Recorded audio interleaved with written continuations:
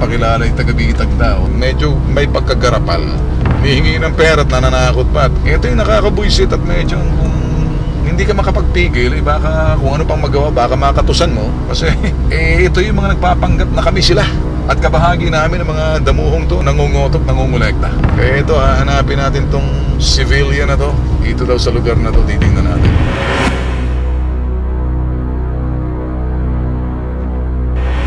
Alas 7 ng Hulyo, napasugod ang grupo ng Bitag sa Baliwag Police Station sa Baliwag, Bulacan.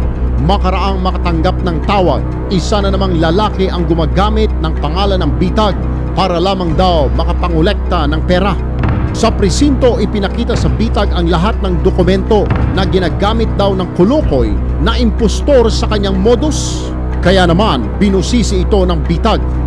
Ano ang racket ito? Nangingi po siya ng para po nagsusulitation na solicitation siya. Ano sinasabi na ginagawa? Ito nga po, pagka nagbigay raw sila at nagkaroon ng certification, hindi na siya mahuhuli kahit sa traffic. Ito, papakita lang. Sabi sa sasyan. Ba't siya nagsusulisit daw? Dala daw po ng pangangailangan.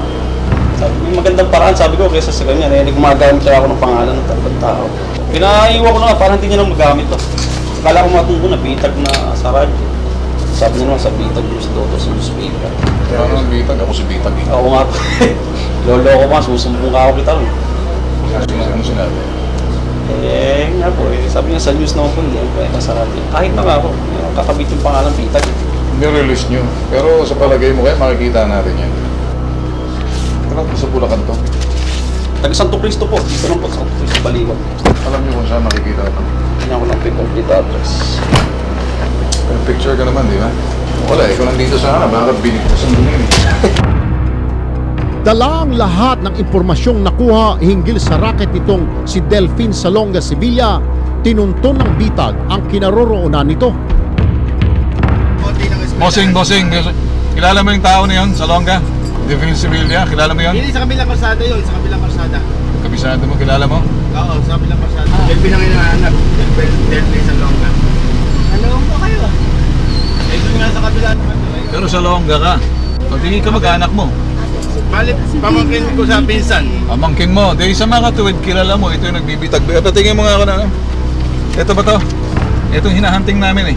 Nandun nga sa kabila, yan. Sige. Okay, sige. Sinusubukan naming huntingin itong tao na itong nagpapakilala yung taga-Bitag daw. Ito yung mga grupo na kung saan may dyaryo daw sa Fairview na kung tutuusin, sarado na dahil patay na ata yung may-ari. So yung dating kasamahan nito, nahuli namin at kinumpronta namin dahil sa awa, pinabayaan na lang namin dahil nagsusulisit sa tanggapan ng Philippine Tourism Authority. Etong isa, medyo may pagkagarapal. Hihingi ng pera at nananakot pa. Ito yung nakakabuisit at medyo hindi ka makapagpigil. Baka kung ano pang magawa, baka makatusan mo. Kasi ito yung mga nagpapanggap na kami sila. At kabahagi namin ng mga damuhong to, nangungotok, nangungulekta. Kaya ito, hanapin natin tong civilian na to. Dito daw sa lugar na to, titingnan natin. Pagdating sa target site, agad naming pinagana ang Bitag Trackers team. Bravo Alpha. Hanapin nyo yung Delfin Civilian na nagpapakilala ng taga-Bitag daw dito. Sige, suyurin nyo itong lugar na to. At sige, makita natin kung baka may nakakilala rito sa damuho na yun. Ganito kasimple ginagawa namin. Hindi kami nananakot, kundi talagang pinakikita namin pag ginamit mong pangalan namin kahit saan kalupalog. Hanapin ka namin. Huntingin ka namin. Istilot pamantayan ng Bitag gagamitin namin. Hindi kami lalabag ng batas. Hindi namin lalagay ang batas sa aming kamay. Pero ang estilo namin, tulad ng sinasabi namin, pag nakita namin, kukumprontahin namin, tatanong namin harap-harapan at bibigyan namin ng kumbaga, babala. Baka kasi pamarisan ng iba.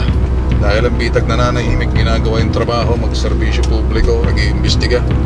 Kung minsan yung ibang mapagsamantalang malikhaing mga maliliit, nag-aabuso rin. Naintindihan namin na mahirap ang buhay ngayon, kaya lang huwag naman yung pangalan ng Bitag ang gamitin dahil estilo namin, tutugisin namin. Tulad nito ngayon, positibo na na-identify sa loob.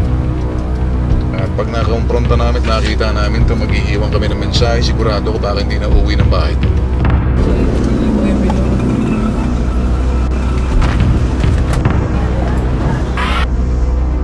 Tapos po.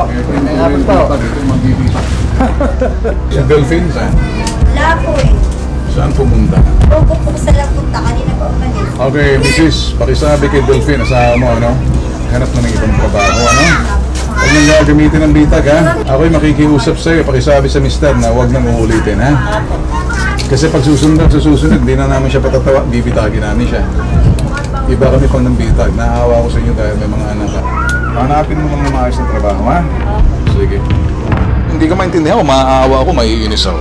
Pero sa nakikita ko, mukhang nakakaawa dahil ang itsura ng pamumuhay talagang hirap din naman. Kaya lang, hindi kami sumasang-ayon doon sa pamamaraan na kung saan ginagamit yung pangalan namin.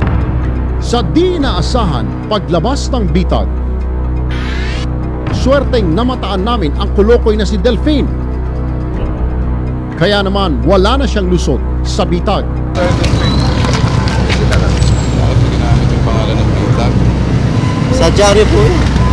Wala akong pakialam sa diary mo. Anong klaseng diary meron ka? Ito, Kay Calderon eh. ito ba yung sinasabi?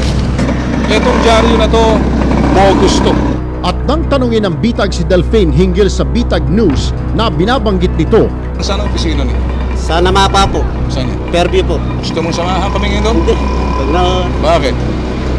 Ala na ho yan. Patay na ho yung Eh, ba't ka pa- ala na ho yan. Bakit? Patay na ho yung Eh, ba't ka... hulog sa bitag, sa bibig mismo ng kolokoy nagmula ang bitag news matagal nang namayapa. Meron pala, wala na. Ba't mo ginagamit? Hindi ka ba kinikilabutan sa paggamit ng pangalan ng bitag? Ngayon nakita mo yung tunay na bitag. Apo kayo eh. Maghanap ka ng matinong trabaho, ha? Apo. Huwag to, ha? Kaya na ho, nito pa yan po na ho eh. Lulubayan mo na, wala nang susunod, ha? Wala na po, pangako eh. Sige.